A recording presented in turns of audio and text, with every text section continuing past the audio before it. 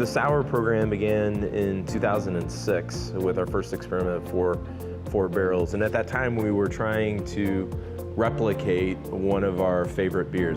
And from there, we went into starting to use similar methods, but then using slightly non-traditional ingredients. So as we built the program up, then it started to veer into these non-traditional fruits.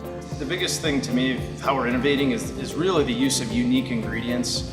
We are using locally sourced indigenous fruits.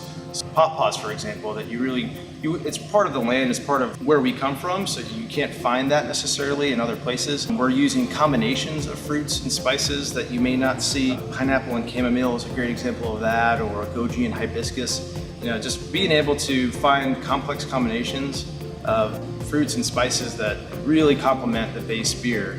This new brewery is going to give us a chance to honor the tradition that we've had in the past, to make new and unique beers using new brewing techniques that we never have in the past. So I think what's really exciting is not only will customers get a chance to taste beers that we've been making and maybe have never had in the past, they'll also get a chance to see where we're going in the future. When we were building this facility, we thought about trying to express the same sort of ideals that were going on with the beer. We designed it very differently than any other Upland facility. The Upland Sours program has been allowed to evolve because of our Secret Barrel Society membership.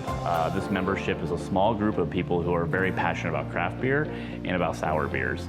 Our Secret Barrel Society members are really an extension of all of us at the brewery. They become like family. They give us a lot of feedback. We hear from them frequently, and those interactions are largely what helps us decide what we're going to brew and what kind of beers we're going to continue to brew into the future, and gives us ideas for new beers that we think would be new and exciting to bring to them. So we started our lottery as a way to let people who are interested in our program, maybe not in the way of our Secret Barrel Societies, but still extremely interested about what we're doing as a brewery with our sour program. So this lottery is a great way for people to try beers that are still very small batch, very unique.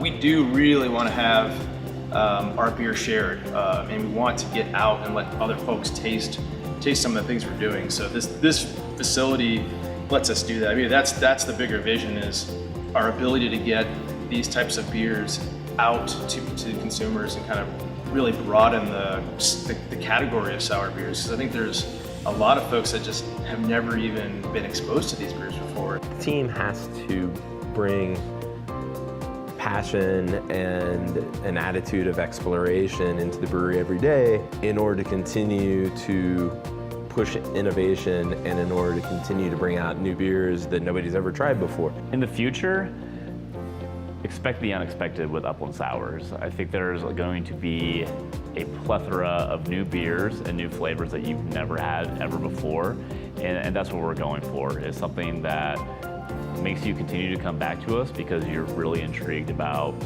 what we're going to come up with next.